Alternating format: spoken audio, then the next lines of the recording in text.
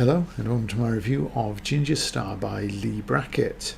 This is volume 1 of the book of Skaith. Brackett was a highly prolific writer of shorts, novels and screenplays from the 1940s and into the 1960s. She was also credited as one of the writers on The Empire Strikes Back. However, this book certainly suggests that credit was given as a tribute to her after her death than for any actual impact on the screenplay. Ginger Star precedes Empire, though, and its publication in 1974 ended a lengthy hiatus from the science fiction genre, as well as marking the return of arguably Brackett's most famous character, Eric John Stark. However, this is, in today's nomenclature anyway, something of a reboot for Stark, moving his adventures out of our solar system and to the distant planet of Skaith.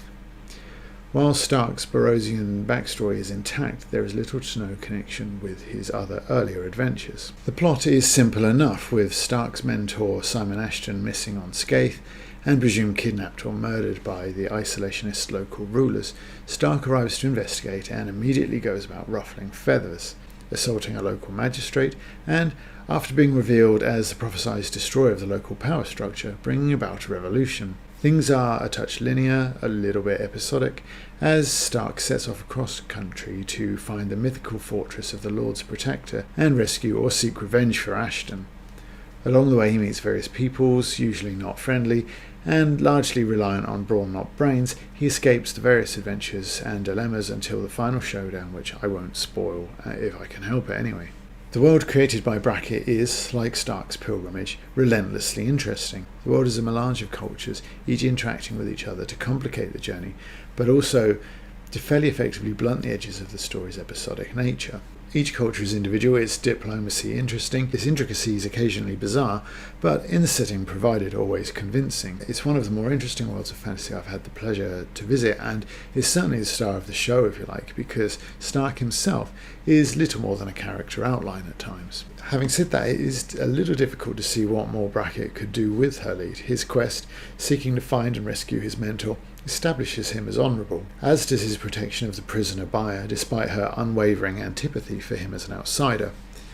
1v1 there are few, probably none, that can compete with Stark, but Brackett also handles this quite well, with one duel using its aquatic setting to increase the peril, while in another Stark channels his Tarzan-like upbringing to come out victorious.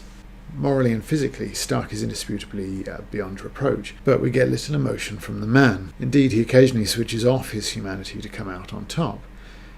If this is a portrayal of violence as animalistic or even subhuman, it's not completely convincing, because while Stark is an interloper, he's not usually the aggressor, nor does his human side seem to possess much in the way of remorse for the carnage that he causes. Regardless, while the beautifully crafted work overshadows him just a touch, he does, along with his smattering of companions, hold the interest and drive the book. What is fascinating about this book, and to a similar extent Le Guin's Earthsea or Michael Moorcock's Elric, is just how much they pack into what is a really slim volume. This text is a fraction of the size, for example, of the offerings of Stephen Erickson or Terry Goodkind, yet the world building is still intricate and a good deal more absorbing. And it's not intended to be disrespectful of Erickson, particularly because his book is absolutely packed full of stuff going on, but so are these, and between them they're just about half the size of Erickson's and less than half of Wizard's First Rule.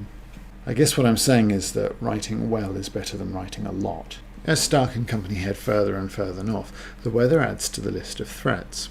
He grew drowsy, and he could picture himself asleep and gradually freezing into a statue of the shining glaze of ice over him like glass. He was afraid. He fought against his bonds. He did not break free, but he generated enough heat to melt some of the frost that had gathered around him. It froze again, and now he could hear the cold. It sang. Each crystal of ice had a voice, tiny and thin. It tinkled and cracked, faintly, sweetly, like distant music heard across the hills when the wind blows.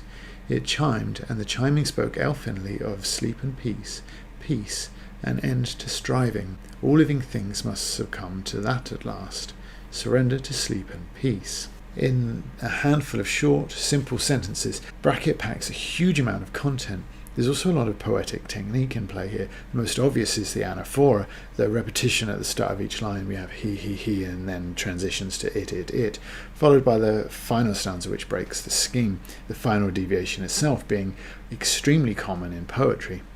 This line here that inverts the subjects is also really quite a nice transition, but this is a cold mystical and tempting.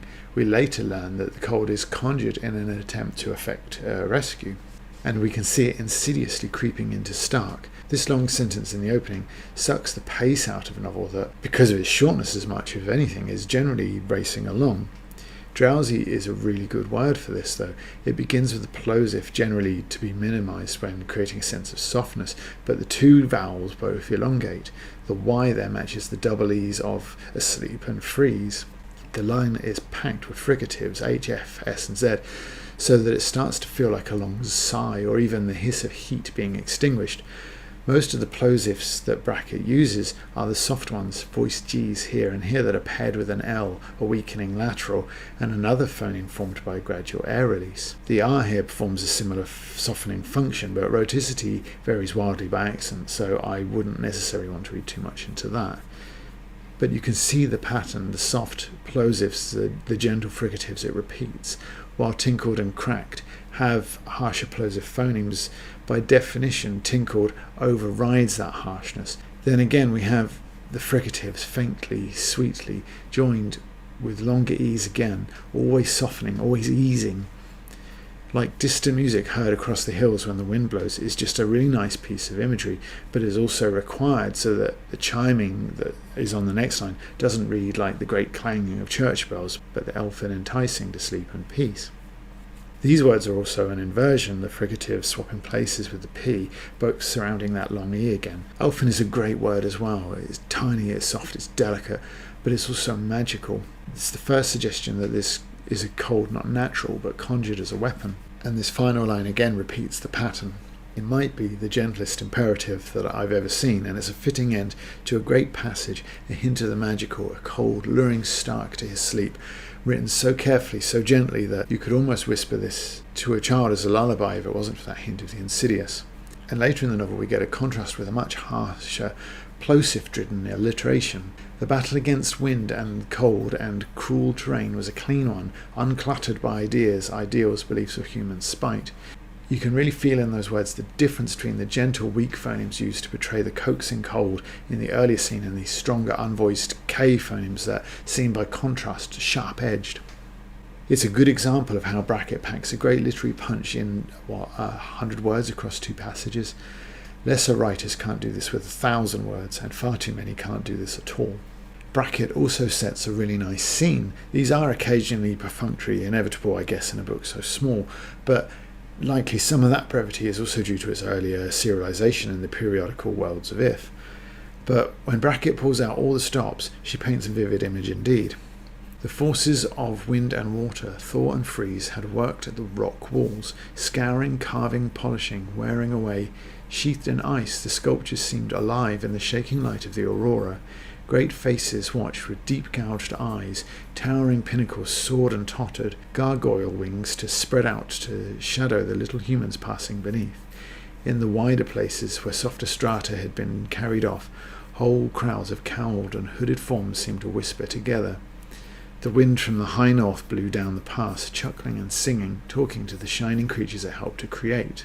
We, like Stark, know that these enormous hills are alive with threats, and the anthropomorphism at work here reinforces this.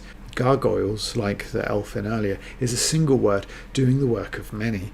This isn't just the elements carving in the rock, it's distinctly unnatural, a grotesque even. Mischief and malevolence are everywhere making hidden plans. It's nice imagery, but it's not just for imagery's sake. Personally, I might have swapped these 2 words for shivering. If you take both out, then it gives the double meaning of, yes, the light moving, but also that this far north the aurora itself feels the cold. But it's a minor thing, and not wishing to labour this point, but you can see the start of chapter 25, page 171, for a similarly powerful opening. Writing for periodicals, like the 2 other authors I mentioned, Moorcock and Le Guin, paradoxically probably paid by the word, but also you only had so much space to fill. It meant that writers had to work harder, in what they were allotted. Is quite different to, for example, the Victorian age, when a book might come with pages on how to tie knots in rope, because buyers equated volume with value. Here it has led to a brisk, streamlined but still powerful text. Brackett also pulls a lot of the tricks that we've seen here together in a great scene where the Northern Hounds attack Stark, telepathically assaulting him with fear. Fear was a sickness. Fear was a dark wave rolling over him, taking sight and hearing, crushing mind and will. The fear here is presented with an anaphora in a similar way to the earlier scene. The sentences begin identically, but each increases in length and detail. Because this is an animal attack on a civilization, it moves away from the most basic, purely primal, until Stark is stripped of his motivating human desires. He will never reach the Citadel. He will never see Gareth. But with his humanity under attack, Stark embraces his alien upbringing, and his narrative voice changes, adopting a more basic style, likely the kind of pidgin that would be used between human traders and the aliens that raised him. Cold beast mind, not thinking or reasoning, mind alive and desperate to live, mind feeling itself as bone and muscle, cold and pain, a hunger to be fed, a fear to be endured. Fear is life, fear is survival, the end of fear is death. As I said before, it's certainly interesting to see just this much effort being put into what amounts to little more than a novella. It's a really slim volume with barely 180 pages, I think. But Ginger Star is absolutely packed full of world building and adventure. It also has a smattering of character moments and action sequences. It's fast paced, it's an enjoyable quest, even for those not interested in the language aspects as I am. In conclusion, I read this because I was curious about Brackett because of her involvement in Star Wars saga, and I'm very glad that I did. Brackett, as you might imagine given her extensive body of work, uses a raft of literary skills to present a story that is gripping from beginning to end. Oddly, much of this story is a travelogue full of ethnographic oddities, which I've talked about in the past, about not really liking very much. However, in such skilled hands, Ginger Star is a really great read. Its brevity helps to keep things moving, but there's such a lot packed in that perhaps it begs the question of why the works of others seem to need so many words to say so much less.